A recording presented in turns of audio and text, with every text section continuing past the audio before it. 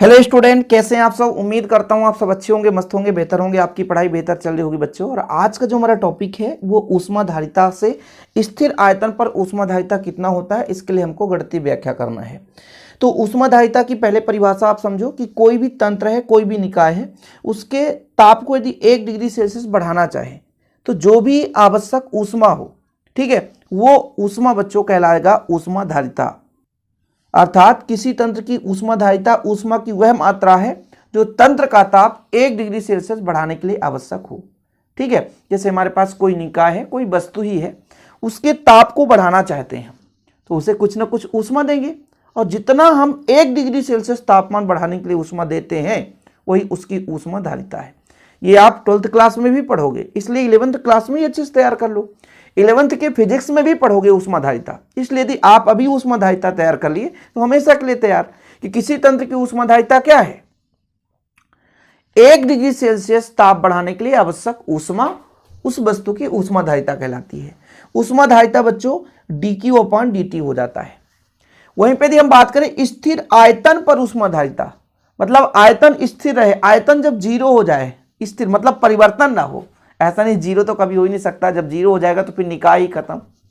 तो किसी निकाय का यदि आयतन परिवर्तन ना हो रहा हो बच्चों, किसी निकाय का आयतन परिवर्तन ना हो रहा हो, तब उस निकाय का 1 डिग्री सेल्सियस ताप बढ़ाने के लिए जो ऊष्मा लगे, यानी स्थिर आयतन पर, स्थिर आयतन का मतलब आयतन में परिवर्तन ना हो। कोई निकाय हमारे पास जैसे 1 गिलास पानी है तो 1 गिलास ही रहे, उसमें कोई परिवर्तन हो, गर्म करें फिर भी उसमें कोई परिवर्तन ना हो। तो निकाय के आयतन में परिवर्तन ना हो, उस स्थिति में यदि हम उस निकाय का टेम्परेचर 1 डिग्री सेल्सियस बढ़ाना चाहें, तापमान 1 डिग्री सेल्सियस बढ़ाना चाहें, तो जितनी ऊष्मा लगेगी, जितनी ऊष्मा की आवश्यकता होगी, उस ऊष्मा को हम बोलेंगे स्थिर आयतन पर ऊष्माधारिता।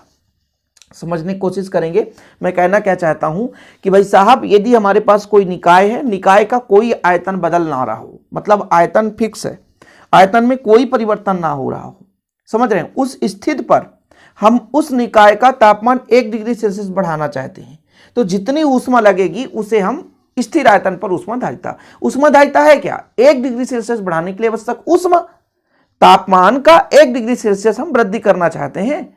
अब किसी निकाय में आयतन स्थिर हो, आयतन परिवर्तन ना हो, उस स्थिति में हम तापमान को 1 डिग्री सेल्सियस बढ़ाना चाहें तो कितनी ऊष्मा लगेगी, वो उसकी स्थिर आयतन पर ऊष्माधारिता कहलाएगी। ऊष्माधारिता को हम C से दर्शाते हैं, ठीक है, क्योंकि ये कैपेसिटी है, एनर्जी है, क्षमता है, वही ऊष्मा है बच्चों, तो C से दर्शाएंगे dQ/dt, जिसका फार्मूला होता है dQ/dt। तो जब हम कांस्टेंट की बात करेंगे कि यदि हम C भी कर दें, भी यानी आयतन कांस्टेंट है, इसलिए C भी स्थिर आयतन के लिए बात कर रहे हैं, तो यहां पर जो dQ होगा वो V के फॉर्म में हो जाएगा अपॉन dt। ताप में तो कोई परिवर्तन नहीं होगा ना, इसलिए इसमें परेशान होने की जरूरत नहीं है।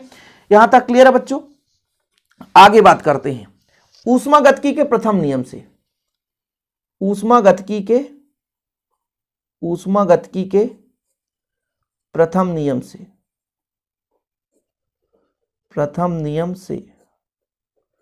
ऊष्मागतिकी के प्रथम नियम से, ऊष्मागतिकी का प्रथम नियम क्या कहता है, यदि हम dQ ले लें, स्थिर आयतन की बात कर रहे हैं, तो dE उसकी आंतरिक ऊर्जा, ठीक है, स्थिर आयतन पर, उसके दाब और आयतन में परिवर्तन के गुणनफल के बराबर होता है। ठीक है, क्या बताया गया, जो हमारे पास ऊष्मा का, जो आपके ऊष्मागतिकी का प्रथम नियम क्या कहता है कि जो ऊष्मा होता है उसकी आंतरिक ऊर्जा और उसके दाब और आयतन में जो भी परिवर्तन होगा या आयतन के गुणनफल के योग के बराबर होता है बच्चों। ठीक है, कितना क्लियर। तो अब इसका हम मान यहां पर रख दे बच्चों, तो CV बराबर कितना आ जाएगा, CV बराबर यदि आपसे कहा जाए तो dQ के जगह आपका dEV प्लस PdV/dt हो गया। लेकिन बात क्या कर रहा है, स्थिर आयतन पर ऊष्माधारिता, स्थिर आयतन की बात कर रहा है, स्थिर आयतन पर, स्थिर आयतन मतलब आयतन स्थिर है, अर्थात dV का मान 0 हो जाएगा।